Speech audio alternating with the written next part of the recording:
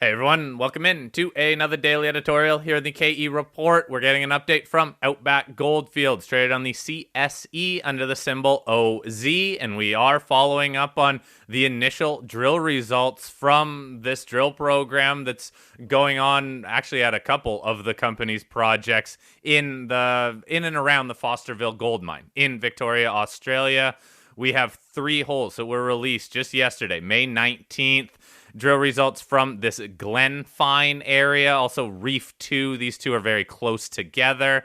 And out of these 3 holes, you saw some decent grades and decent widths. One of the headline numbers here is a little over 17 meters at 2.66 grams per ton gold. That includes a higher core section of 1.3 meters at over 10.5 grams per ton. You also outline some visible gold that's observed in one of the drill holes.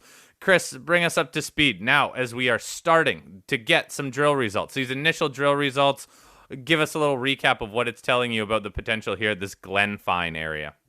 Yeah, hey Cory, thanks for having me back on again. Yeah, exciting for us. And if you remember, we started our drilling program in February, and it's centered around 2 of our 4 properties. And so the first bit of results from our Glenfine property, and specifically in the Glenfine South area, have come out. So we've drilled 11 holes there, about averaging about 250 meters each hole. The first 3 we got back, and the results were pretty good. We achieved the goal of what we were going for there.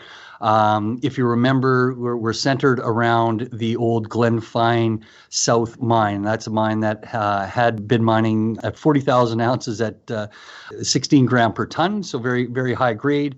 And then recent drilling on the property of about 300 or 400 meters away was an area called Reef 2. And so we were checking the up and down dip of that, and had, like you mentioned, had some pretty good results. So we confirmed there's about 100 meters of mineralization there.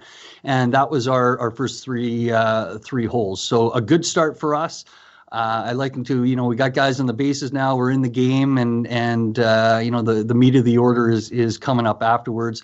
The next 8 holes that you'll get out of this area will be in between the Glenfine Reef and the Reef 2, and we're checking there to see if there's some continuity between the 2 reefs, and there'll be a little bit of step-out drilling on that. So hopefully get those results in the next month, and that'll be the next batch that you see. So we're just about done in that region. We're wrapping up the 2,000 meters that we had planned. We're going to be moving up further north of the Glenfine property to our British Banner area, where we have another 2,000 meters planned.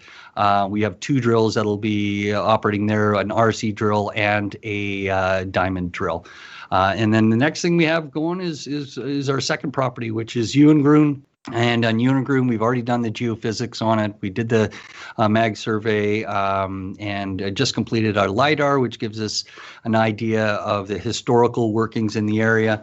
We're centering around an area called Golden Jacket, which is actually off the Golden Jacket Fault. It had some mining in it historically, 1,400 ounces at 250 grams per ton. So the goal on that one will be to do a RAB program, about 400 holes, and do some target identification there. So yeah, all in all, we're very pleased with our initial results. It's the beginning of what should be a good steady stream of news for certainly into the summer, and then we'll launch our phase 2 program, which will take us through the back half of the year, and that'll encompass our other 2 properties as well. Okay, so a lot of drilling, as I mentioned, on tap, and a lot of drill results that will be coming out. One more quick comment regarding this Glenfine area, around the Glenfine South mine to this Reef 2. Was this the first drilling that's been done in this corridor between these 2 areas? Yeah, so I mean, there's been quite a bit of drilling on the property as a whole previously, so that was part of the reason we started on the property. Also, we had the permits, and it was drill ready.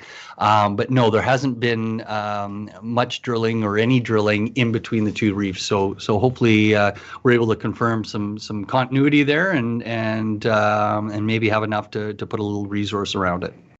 Okay, and then on to where the drills go next. You said up to this British Banner area. Just remind everybody of that general target, and also understanding that these initial 2,000 meters that you're putting into these different areas, it really is just the first look that you guys are taking here.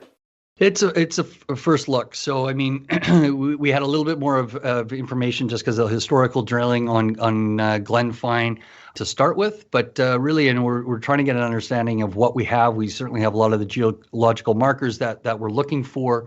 Up at British Banner, they had some relatively recent drilling on it a few years ago. They got almost 4 meters at 10 grams a ton, a meter at 23.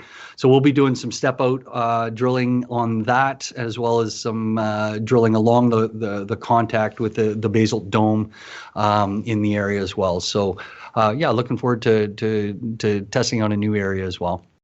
Now, how about this Ballarat West project? You mentioned that you guys have just received the license here. So what's the attract strategy? When are the drills going to move to this area?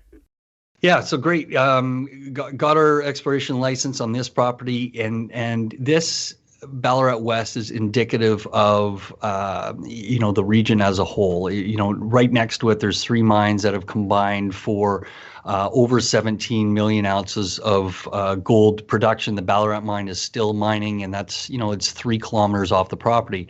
Yet you look at our our project there, and it's about 45,000 hectares, and it's largely underexplored. It's certainly underexplored, but it's largely unexplored. And the reason for that is that it's under shallow cover. So if you look at some of the historical minings that's gone on in that, there's these north-south structures, and the mining basically comes right up to the property, and then it looks like it just stops, and it does stop. But the reason for that is that it dips undercover. So we're anxious to get underneath and see what's there. We certainly feel that those will extend through the property.